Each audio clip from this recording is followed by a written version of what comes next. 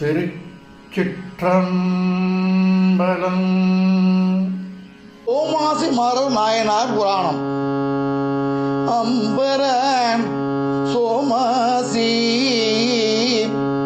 மாறர்க்கும் அடியே என்று சுந்தரமூர்த்தி சுவாமிகள் தனது திருத்தொண்ட தொகையில் கூறுகிறார். சிவபெருமானை அடைய விரும்பும் அனைவருமே சிவன் அடியார்களின் பெருமையை உணர வேண்டும். சிவன் அடியார்களின் பெருமையை அனைவரும் உணரும் பொருட்டே சேக்கிழார் பெருமான் பெரிய புராணத்தை அருளியுள்ளார். பூந்தோட்டத்திற்கு அருகில் உள்ள அம்பர் என்ற ஊரில் மறையவர் குலத்தில் பிறந்தவர்தான் சோமாசி மாறர் ஆவார்.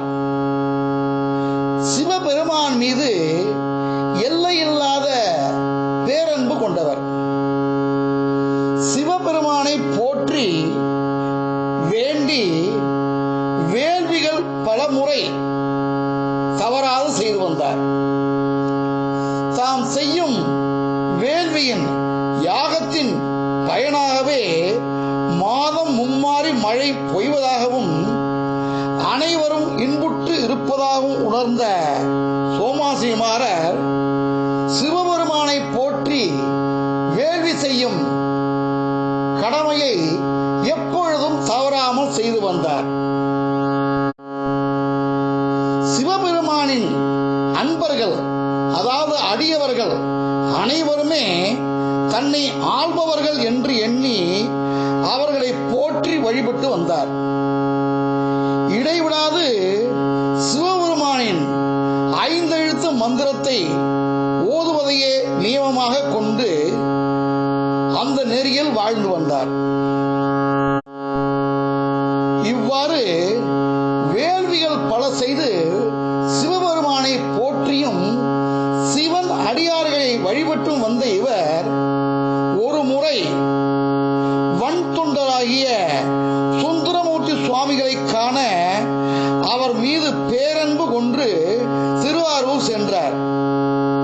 அவருடைய நட்பை பெறுவதையே தன்னுடைய தலையாய கடன் என்று கருதி சுந்தரமூர்த்தி சுவாமிகளின் நட்பை பெற்றார்.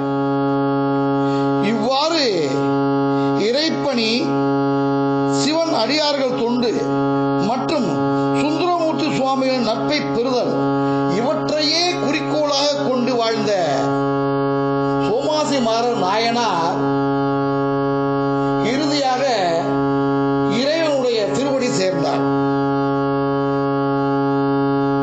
தன்னலம் பாராது பிறருக்காக அனைவருமே